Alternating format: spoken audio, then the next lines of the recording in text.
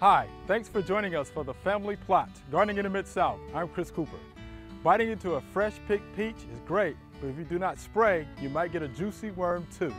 Today we're going to show you how to spray fruit trees. Also, bird feeders are one of the best ways to attract birds to your backyard.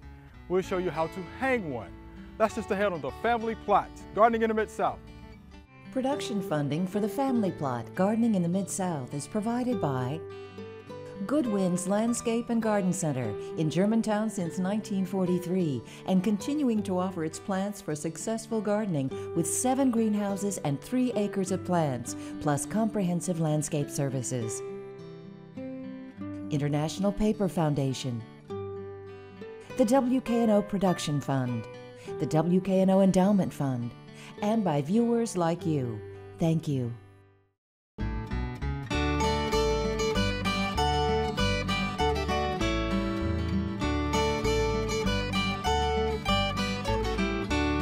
Welcome to the Family Plot. I'm Chris Cooper.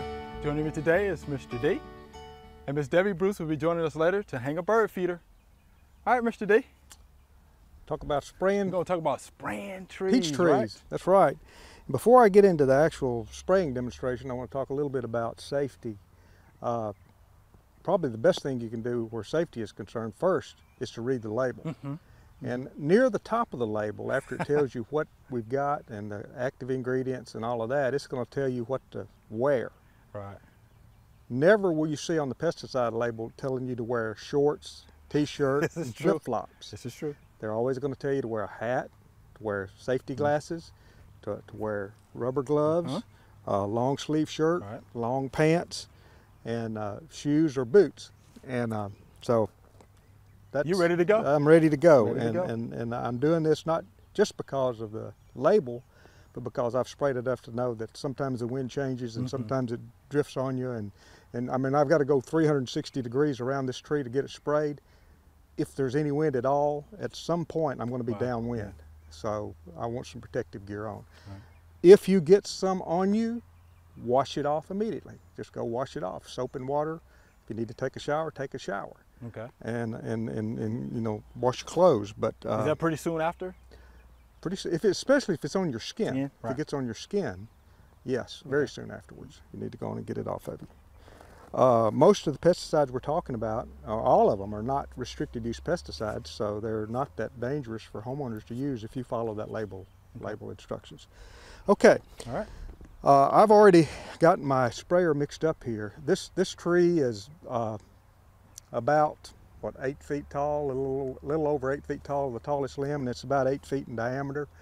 So that tells me that I'm probably going to need to mix up about a half gallon to a gallon of material to spray. Now, that's important to know because you don't want to mix up more than you really need. You want to run out when you're spraying. You don't want to have any left over because you don't want to store it. It can clog up your sprayer. It may become inactivated and not work for you. So there's a lot of things you want to finish up spraying. Okay. You know, when you Do enough to spray it out. That's right. Do enough to spray it out. Right. Because this peach tree still has some blooms on it, I am not going to apply an insecticide in this first spray. I'm going to only apply fungicide. I've got a spreader sticker mixed in there too to make it stick to the limbs. I'm going to spray almost to the point of runoff. I'm going to direct my spray to the lower and both sides of the leaves if I can. I'm going to also go down and spray the base of the tree.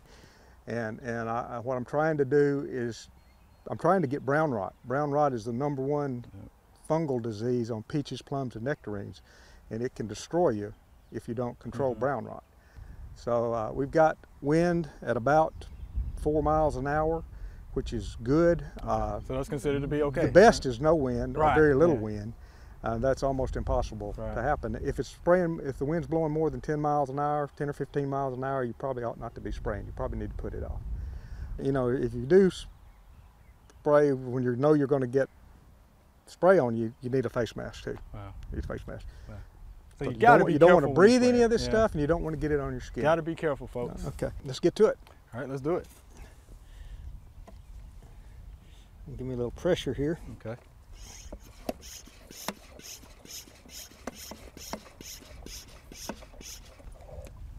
right, that ought to do. That ought to Let's see do. what I I've got here. can hear it. A flat fan nozzle is a good nozzle to use when you're spraying fruit trees.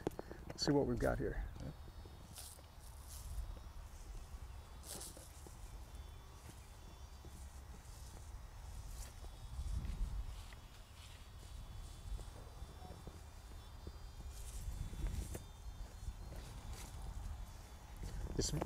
This tree is really easy to spray because it's been pruned well. The center is opened up. Yeah. If it had not been sprayed, or if it had not been pruned well, it would be almost impossible to get my spray mixture on these leaves. That's so a this good one open center. It's opened up, It's and it's very easy open. to get good coverage on this tree. Wow. Let me go on and move on around here. That's a great illustration. You don't have to spray until it runs off. Spray it almost to the point of runoff. Turn my wand over. Spraying the underside.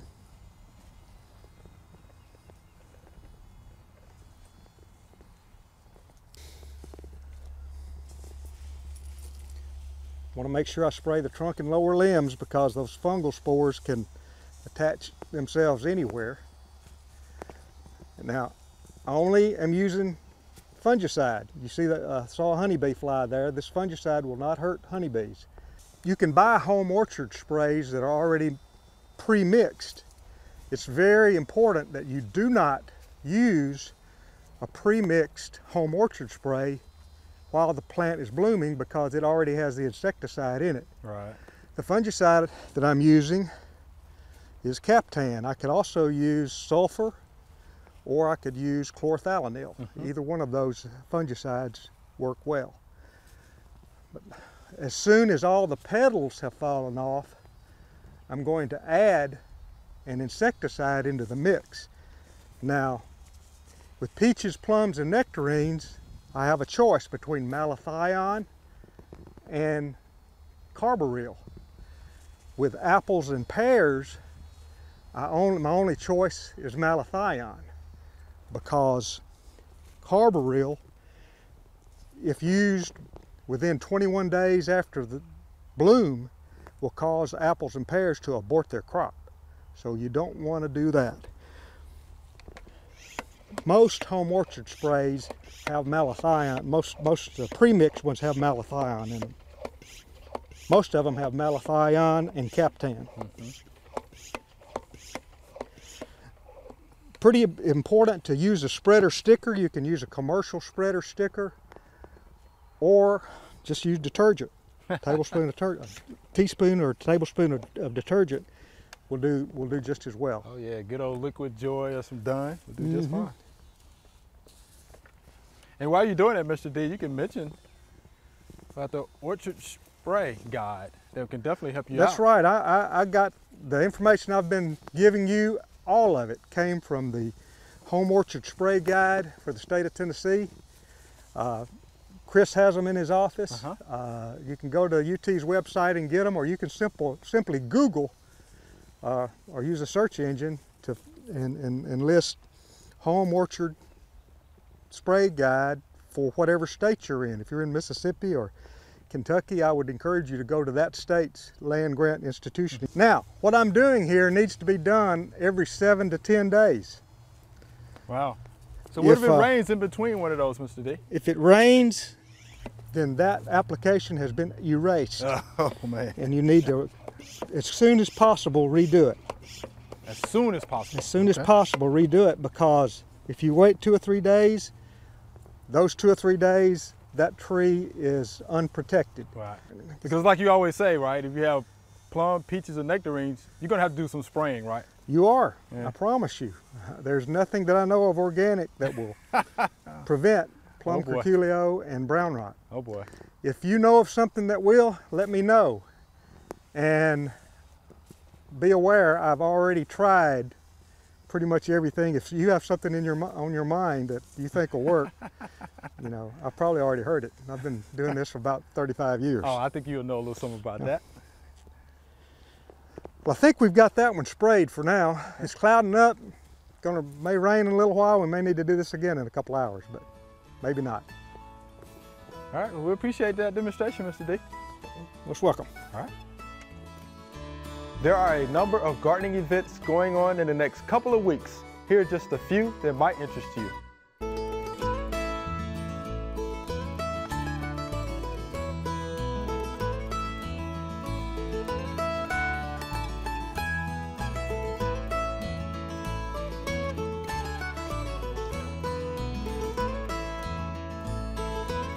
All right, Ms. Debbie, we're glad to have you here today.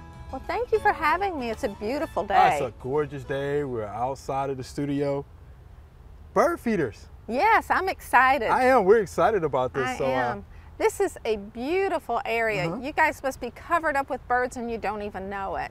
But putting a feeder in is going to pull them out of the canopies of the trees, and hopefully you'll enjoy some of them. Hopefully we will. All right. Yeah. So let's go ahead and get started with the demonstration. Okay, I've brought a pole system. We're going to start with a base pole, and we're going to put it into the ground. The pole actually has a hole in the center.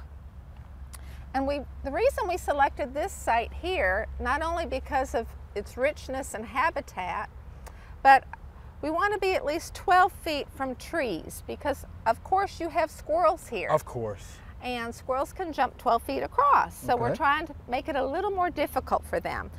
So we start with our base pole and we turn it into the ground, and we just keep turning and we just keep turning. And we want to get it in a good 12 to 18 inches, believe it or not. Going pretty good. You want to turn that for you, Miss Debbie? Sure, Let me turn go that for it. And you just tell me when. Okay. Either the ground's going to tell me when, one or the other. It might. You might find a tree root.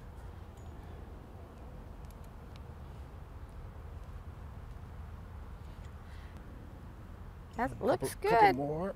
Oh, yeah, That we're looks getting there. good. Okay. All right. Okay. Thank you. Okay. Now, the next thing we're going to add to our system is a stabilizer. Nothing is worse than when you put a pole in the ground, you look out your window and you have a slanted pole. So this is going to keep it good and straight. So we just drop it over and loosen it up. All right. There you go. Step it in the ground. Okay. I'll tell you what, I might need your Let me oomph step there. down. All right. And get on that side.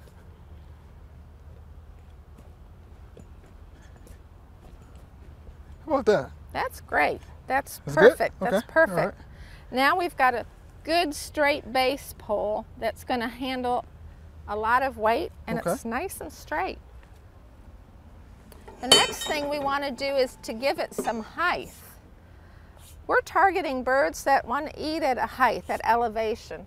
And given the type of habitat you have here, you probably have chickadees, tufted titmice, woodpeckers, in addition to cardinals and blue jays, and even more than that. Ooh. But I brought a 4-foot base pole and a 4-foot extension. So that's how tall it's actually going to Wow, be. how about that? But I'm short. So I'm going to pull it down to put it together. Okay. I brought 2 feeders that we're going to hang. Feeders can be either mounted on top of a pole, let me show you this, as a hopper like that, with a special adapter that would fasten it. Okay. But today I brought a hanger with an arm with 2 areas to hang from. Right. And I brought 2 on purpose to bring 2 different food sources. Good. So we're going to hang one from each side. Okay. And then just to give it a finished look and to make you smile, I brought a cardinal. Okay? How about that? So that'll make it look very, you have a bird on your feeder already. Yeah, okay, look at that, on your a cardinal, setup. okay. Yeah. Folks So around now- this area familiar with cardinals? Yes. Yeah. You get it on there? And we push the button in and we lock it in place. Okay, good. Okay? All right. I forgot something. Because you do have this treed area, you're going to have critters. Uh-huh. So we need to install our baffle. Okay. Want me to hold that for you? If you would, will. please. There you go. Okay. I brought 2 different baffles. One is very tall. It's to take care of raccoons, squirrels, possums, chipmunks. And this one is for squirrels, possums, and chipmunks. But I would pretty much bet that you have raccoons here. So we're gonna go with the raccoon baffle. Let's see, let me put that up there and see. Yep, that's good. This is called a baffle ring, and it's gonna hold this on to the pole. Okay.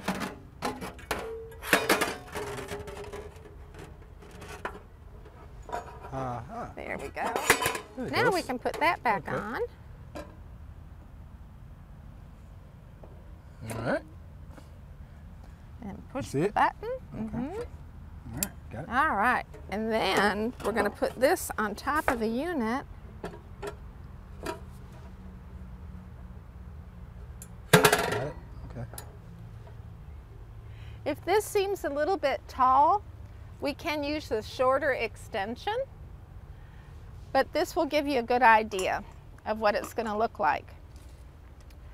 I brought a seed feeder. This is a hopper to put loose seed in, but it's going to hang, okay?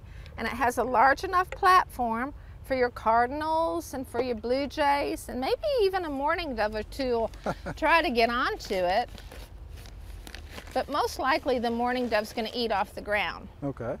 We did bring some no mess seed so that you won't have sprouting in your yard. And all the shells are removed, which takes away one of the variables for sprouting. And this is a mixture of hearts of sunflower and peanuts. Wow, sunflower and peanuts. Would you mind hanging that, I will please? hang that. Okay. And they'll just hang it like this? Yes. All right. Uh-huh. How about that? All right, so when the birds come in, they're going to perch along the trees and wait their turn to come to the feeder and to eat. Then I brought a different food source. This is actually suet. It's rendered beef fat, and it's in a cylinder, so it's so easy to feed. Okay. And this is for your clinging birds. Woodpeckers, chickadees, tufted titmice would like this. Carolina wrens. You're targeting insect-eating birds with suet. Oh, okay. So that'll go on the other side. Go there. All right. There it goes. Thank you. Okay. Now you've planted your system and it's all set to go. The only way I would tweak it is I'd probably pull the baffle down maybe about 10 inches. You want to protect the lowest point. But you've planted your system and now you just need to be patient and wait for the birds.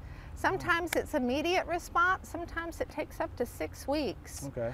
But given the time of the year that we're in, their food consumption is at a high right now because they're busy with nesting and need extra energy, so I don't think it'll take long and you'll have visitors at your little buffet here. I'm excited, Miss Debbie. I can't wait to see the birds Let me know come and who have comes. their food. All right, we will definitely do that. Thank you again. You're welcome.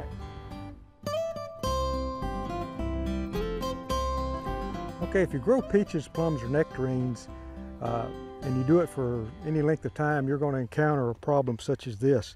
The main problem here is peach tree borer. When you have boring insects that get in the base, lower part of the tree will actually try to flush the borer out. And so that's why you'll see sap being exuded from the tree. And you can see another example right over here.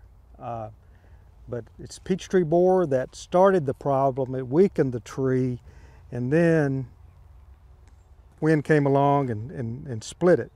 The way to prevent peach tree borer application, once I've gone back to our home orchard spray guide, May 31st, June 30th, July 15th, spray the trunk and lower limbs and the soil around the base of the tree with either S-fenvalerate or gamma cyhalothrin. That's the 6th cover spray in the home orchard spray guide. Very important. All right, this is our Q&A session. Ms. Debbie, you help us out, we get in trouble, okay? All right, here's our first viewer email. I planted thyme and lavender seeds 3 weeks ago. The lavender is starting to sprout, but the thyme is not. I water them regularly and set them in the sun. Am I doing something wrong? Why are my thyme seeds not growing? And this is from Deanne right here in Memphis. I wondered about that one. do you think about that one, Mr. D? I don't know anything at all about herbs, but I do know a little bit about seeds, and I know sometimes you can get bad seeds. Some I thought old seeds. Yeah, you know, the first thing that came to my mind. Maybe there was some old seeds because you had the lavender that sprouted the time that did not 3 weeks ago. Old seeds. Did they buy them? Did they save the seeds? If they saved the seeds, did True. they get scarified? That's right. You know, maybe the lavender seeds got scarified, or they put them in a refrigerator, and you know, if they were seeds that somebody saved and they kept them warm all winter and they didn't let them scarify, that could be a problem. All of those are factors. There's a lot of questions. Your one question is generating more questions. Right. Yeah. Indoor. Did they start them indoor? Outdoors?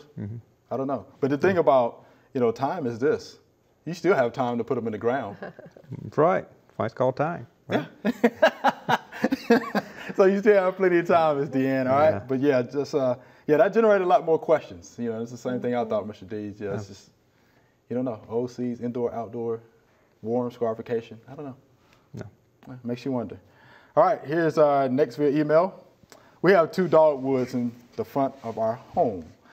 Last year, one of them suddenly lost all its leaves. A company was treating our trees and shrubs, and we contacted them. They said the tree would be fine. Just continue to water it properly. We continued watering, but there had been no improvement, and now they're telling us the tree is lost. It was planted too deep. What do you think? It's from Wiley. That's what it looks like to me. It actually looks like it was planted too deep, and it looks like someone may have realized that and started trying to pull the dirt out from it, but it was probably too late. You know, above ground portion of a tree is supposed to stay above ground. Right. And that's why it's so important, not when you plant trees, shrubs or anything, it's good to have a big planting hole, but not a deep planting hole. That's exactly right. You know, you'd rather have it wide so that you can put your soil amendments in there and all that. But the below ground portion of the plant is supposed to be below ground, and the above ground portion of the plant is supposed to be above ground. And you can plant them too shallow, and they won't do well. You can plant them too deep, and they will die. Yes. You know. And I tell you something else from that picture too. What's that? That goes to your point. I didn't see the root flares. That's why it doesn't look like it really looks like that's too deep. Right, it's too deep. And there's you should be able to see the root flares. You don't see the root flares. I mean, those, you know, that tree looked like it was playing like a telephone pole. You know, just straight in the ground. You should be able to see the root flares. I didn't see any in that picture. Yeah.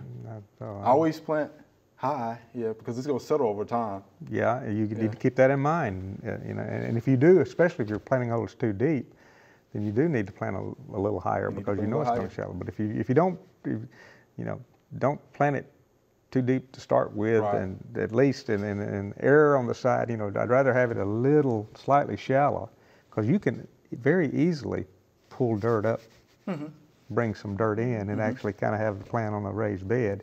But you try pulling it out like that, and every time it rains, it's going to wash back in there, and you know, you can't have it planted in the bottom of a well.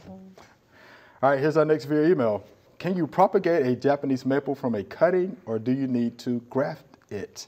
And this is from Richard. This is a YouTube. I can answer this one pretty quick. The growers, they graft. That's what the growers do. All you Japanese maples that are out there, they graft it. There's a reason, the rootstock. Rootstock. What is the rootstock, I wonder, for Japanese maple? Do you know? I know that in fruits, the reason you graft is because the rootstock is, you know, stronger. It's more vigorous. Right. And if you try to plant a fruit from a seed, and I know Japanese maples, you can get under a Japanese maple and there's seedlings all over the place. All over the place. You can plant them. But if you do that with a fruit, the plant will be, you know, very weak and won't last very long. Right. And I'm assuming the same thing would be true. Yeah, I mean, you can actually, in some studies, they've actually done some like root cuttings, but the plant itself was a weak plant, and it grew real slow. So again, I listen to the growers. I mean, they're the ones out there doing this every day. So they're grafting onto a good rootstock. Yeah, they graft. Good rootstock. Yeah. Makes for a better plant. Makes sense. Yeah, makes sense to me. All right, Mr. Richard, hope that helps you out. All right, Ms. Debbie, Mr. D, we're out of time. Remember, we love to hear from you. Send us an email or letter. The email address is familyplot@wkno.org, and the mailing address is Family Plot, 7151 Cherry Farms Road, Cordova, Tennessee 38016. Or you can go online to familyplotgarden.com. That's all we have time for today. If you need to get a home orchard spray guide or more information on feeding the birds, just go to familyplotgarden.com. Thanks for watching. I'm Chris Cooper. Be sure to join us next week for the Family Plot, Gardening in the Mid-South. Be safe.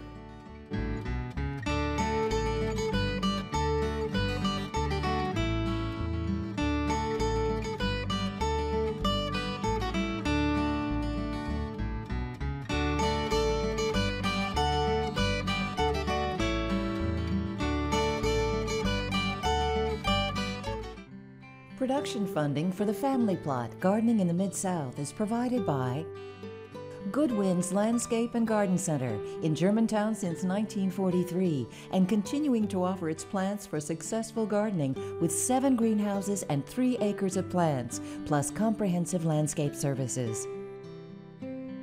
International Paper Foundation, the WKNO Production Fund, the WKNO Endowment Fund, and by viewers like you.